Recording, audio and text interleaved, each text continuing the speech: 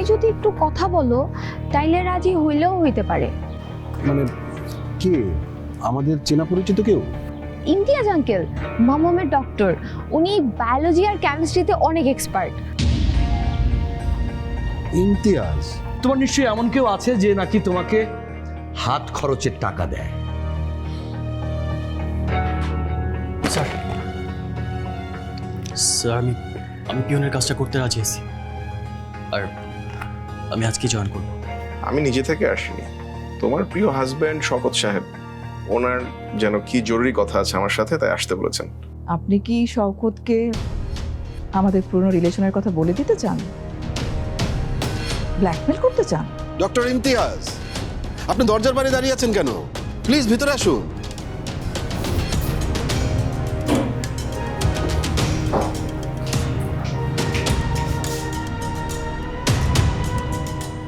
আচ্ছা ঠিক আছে।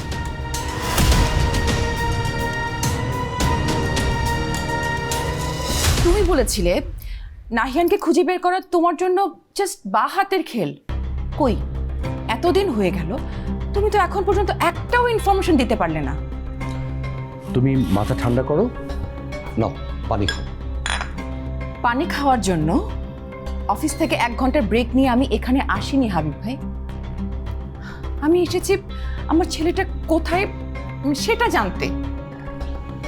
শোনো, এই জেনারেশনের ছেলেমেয়েরা আমাদের চেয়ে অনেক বেশি স্মার্ট। ও যেটা করছে সেটা হচ্ছে যে ফোনের ভিপিএন ব্যবহার করে লোকেশনটা অন্য জায়গায় দিয়ে রাখছে।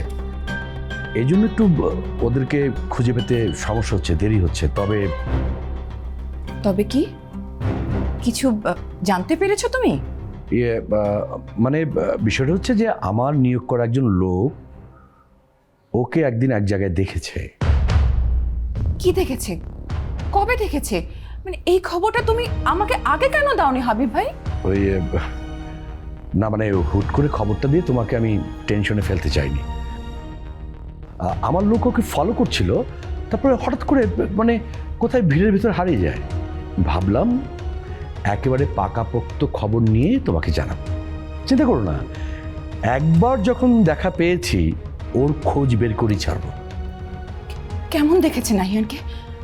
শরীর কি খুব খারাপ হয়ে গেছে? মানে ও কি পড়েছিল? ওর শরীরটা কি মানে অনেক বেশি উইক হয়ে গেছে? আরে না না না না, একদম ঠিকঠাক ছিল। ও অসুস্থ হয়নি, একদম চিন্তা করতে হবে না তোমাকে।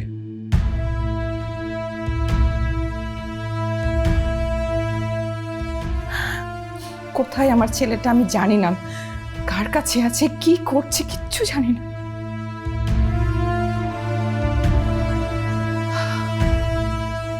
জানো হাবিব ভাই, একটু আগে আমার মনে হচ্ছিল নাহিয়ান আমার আশেপাশেই এখানেই কোথাও আছে। এমনকি আমি নাহিয়ানের গায়ের সে চেনা গন্ধটাও পাচ্ছিলাম। আমার মনে হচ্ছিল ও এখানেই কোথাও আছে, এখানেই আছে। কি যে বলছো তুমি, এটাকে বলে সাইকোলজিক্যাল ইলিউশন। মায়ের মন তো, তাই তুমি সব জায়গায় ওর গন্ধ পাচ্ছ, দেখতে পাচ্ছ। এটা তোমার মনের বিভ্রম। তাছাড়া নাহিয়ান এখানে কোত্থেকে আসবে? এটা কি সম্ভব? আসি, অফিসে অনেক কাজ পড়ে আছে। জাস্ট একটাই অনুরোধ, আমার ছেলের লোকেশনটা বের করে দাও প্লিজ। লুবনা, তুমি একদমই চিন্তা করো না। নাহিয়ানকে আমি তোমার গিফট হিসেবে দেবো। It's my promise.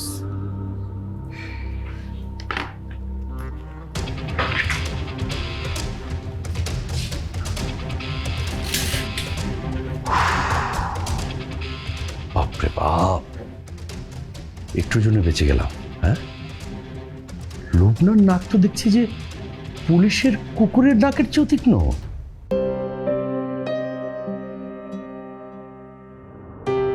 দুপুরে কি খাবেন? এই অফিসের নিয়ম তো জানেন, লাঞ্চের কোনো ব্যবস্থা নেই, যে যার মতো বাইরে থেকে কিনে খায়। আর আমাদের মতো গরিবের তো ওই ক্যান্টিনের খাবার পোষাইব না। আমাদের জন্য মামার দোকানের কলা, রুটি আর চাই ভরসা। লন খায় লই।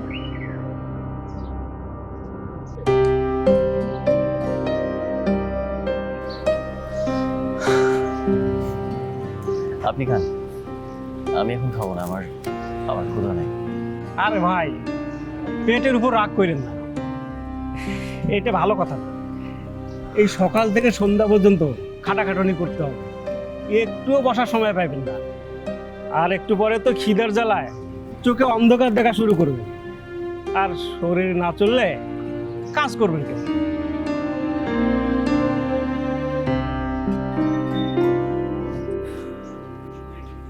মামা, একটা রুটি দাও আর একটা কলা, একটা চা বানাও। আমি এত মজার ডেজার্ট আগে কোনোদিন কিন্তু খাই নাই। মেজমা প্লিজ আমাকে আরেকটু দাও। মম সবার থেকে কম দিছে আমাকে। হ্যাঁ, কম দিয়েছি কারণ তুমি তো মিষ্টি খাবার খেতে পছন্দ করো না। মম ট্রাস্ট মি, এটা বেস্ট, এইটা এখন থেকে খাইতেই হবে।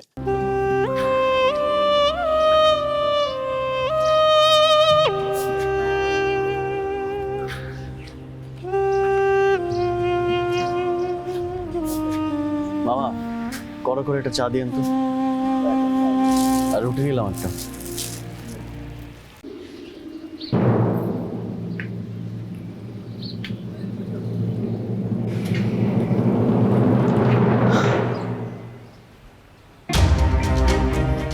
Oh my God, Mom!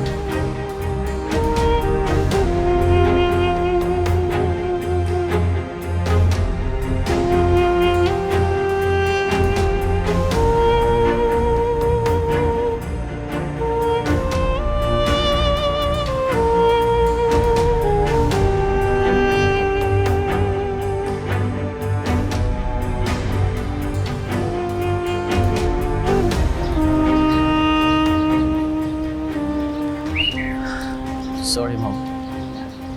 I'm sorry.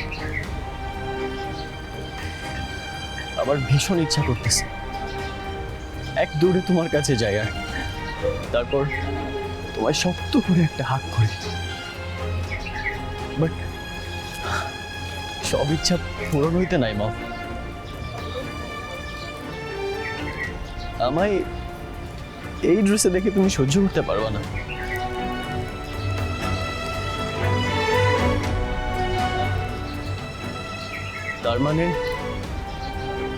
তার মানে তখন আমি মমের গলাই শুনছিলাম,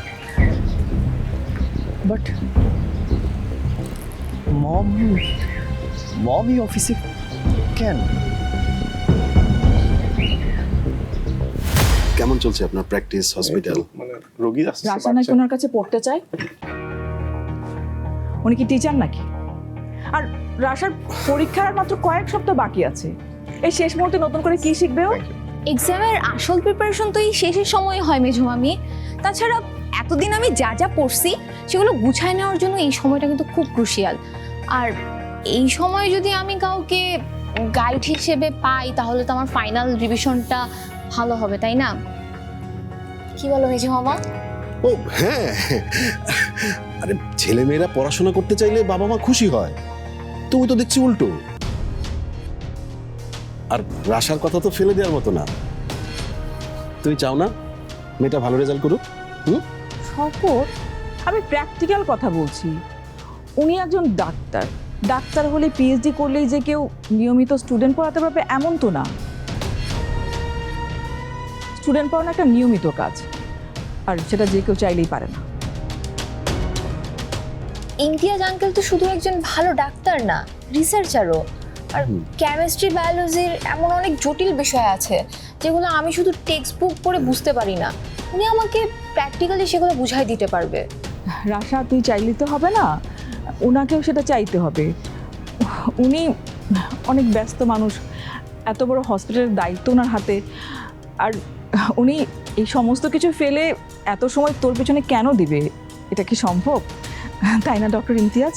একদম ঠিক বলেছেন। আসলে আমার জন্য অনেক কঠিন হয়ে যাবে,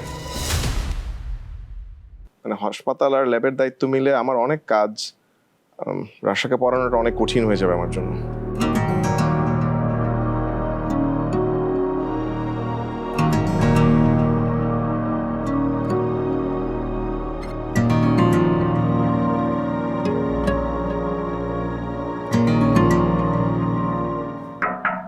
এই কামিন কি সমস্যাটা কি? লাঞ্চ করতে গিয়ে কি 8টা বাজে আসর বসেছিলে নাকি? হ্যাঁ, কটা বাজে? কোনো খবর নাই লাঞ্চ থেকে ফেরার? স্যার আপনি তো আমাকে বলেছেন। একদম না, মুখে মুখে তর্ক করবে না, কোনো তর্ক করবে না। যাও, যে কাজ শুরু করেছিলে সেটা শেষ করো। শিখেছি শুধু তর্ক করা।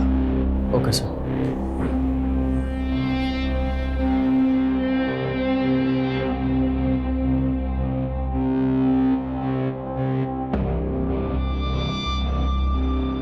হ্যালো, শুনুন, ওই যে একটু আগে যে ভদ্রমহিলা আমার এখানে এসেছিলেন, উনি যদি আবার আমার সঙ্গে দেখা করতে আসেন, বলবেন যে আমি অফিসে নেই, বাইরে জরুরি কাজে ব্যস্ত আছি। ঠিক আছে, বুঝতে পেরেছেন? ওকে, রাখছি।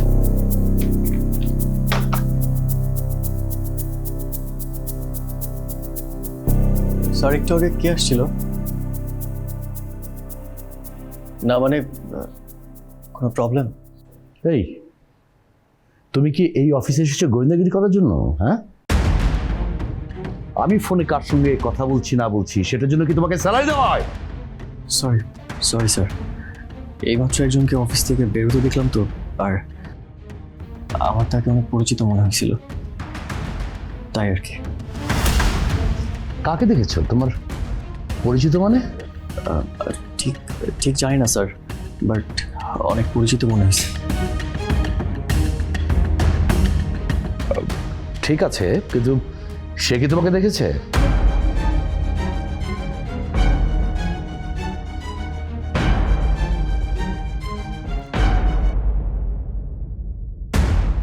দেখবে না কেন? তার মানে তুমি সামনে যাওনি, লুকিয়েছিলে?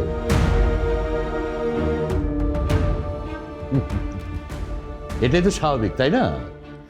এখনকার তোমার যে অবস্থা, তাতে করে কোনো পরিচিত মানুষজনদের সামনে যাওয়ার সাহস কিংবা ইচ্ছা কোনোটাই তো থাকার কথা না। অবশ্য তোমার জায়গায় যদি আমি হতাম না, ঠিক একই কাজ করতাম। আমি তো পরিচিত জনদের সামনে যাওয়ার সাহসই পেতাম না। শোনো, এটা একটা বড় ব্যবসা প্রতিষ্ঠান, আর এই প্রতিষ্ঠানের মালিক হচ্ছে আমি। এখানে কে কখন কার সাথে দেখা করতে আসে সেই সব তোমাকে দিতে হবে? তোমাদের মতো বড়লোক বাপের স্পয়েল ছেলেদের জন্য চাকরি না।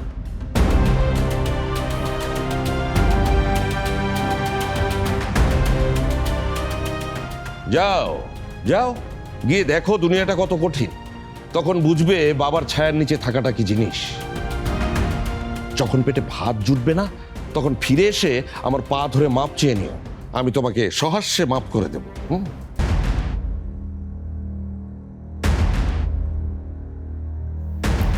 সরি স্যার, আজকের পর থেকে আমি আপনাকে আর কোনো প্রশ্ন করব না। আমি জানি আমার পজিশন, আমি একজন পিয়ন। সরি।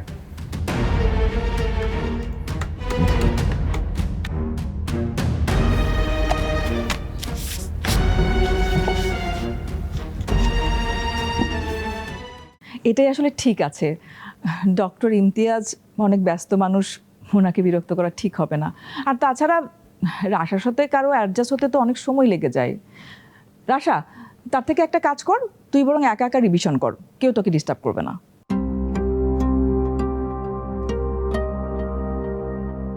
আপনি সত্যিই আমাকে হেল্প করবেন না?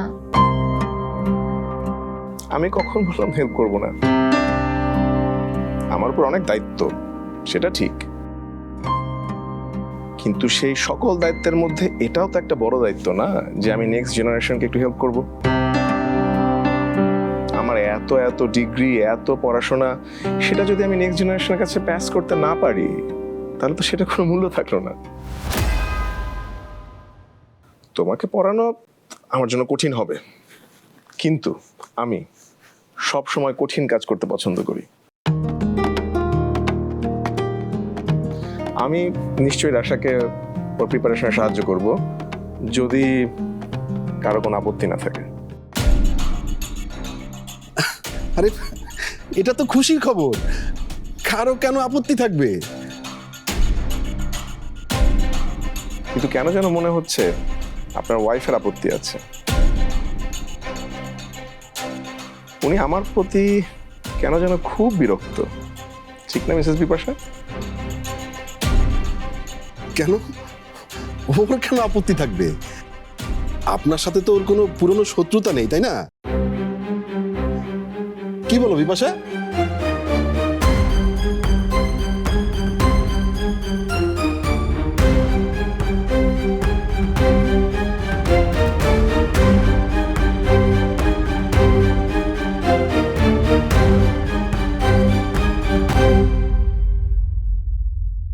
তোমাদের এসব আধিক্যেত আর ইমোশনাল ড্রামায় I am not interested Bipasha. তোমাদের যত খুশি পার্টি করো, আমার কোনো প্রবলেম নেই, কিন্তু মাই অ্যান্সার ইজ নো। আমি জানতাম পুরো ব্যাপারটা এরকমই হবে। ও একেবারে আমাদের মতো মানুষ না, ওর মধ্যে দয়া মায়া এই জিনিসগুলো একেবারে নেই বললেই চলে। এই মুহূর্তে উনি কিছু একটা বিষয় নিয়ে খুব ভয় পাচ্ছেন। দেখা যাচ্ছে আপনি আমার চেয়ে আমার বউকে ভালো চেনেন। কিছু মনে করবেন না, বিপাশাকে আমার চেয়ে পৃথিবীতে আর কেউ ভালো চেনে না। ও মাই গড, আমি জানতাম তুমি পারবা। এখন বলো, কাজটা কেমন তোমার? কলিগদের সাথে পরিচিত হইছো? কাজ এনজয় করতেছো? কাজের কি অনেক চাপ? কিন্তু কাজটা তো সহজ হবে না রাশা। মানে আমি এই পরিবারের কাউকেই অত ডিটেলসে চিনি না, আর কাউকে অত কাছ থেকে দেখিনি বিপাশা ছাড়া। মেঝো মামিকে আপনি কাছ থেকে দেখেছেন মানে? কিভাবে চিনেন?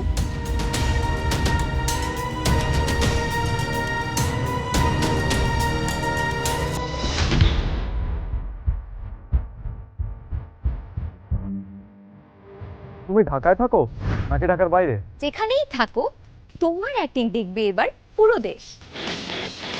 অ্যাশ, দীপ্ত তারার খোঁজে লিখে তোমার সোশ্যাল মিডিয়ায় আপ করো তোমারই অ্যাক্টিং ভিডিও। সেই ভিডিওর লিংক দিয়ে আজই করে ফেলো রেজিস্ট্রেশন। অডিশন দিয়ে হয়ে যাও দীপ্ত টিভির অ্যাক্টিং স্টার। দীপ্ত তারার খোঁজে অংশ হও পরম্পরার, অডিশন দিয়ে হয়ে যাও দীপ্ত টিভির অ্যাক্টিং স্টার। আজই রেজিস্ট্রেশন করতে ভিজিট করো পরম্পরা.দীপ্ত.tv।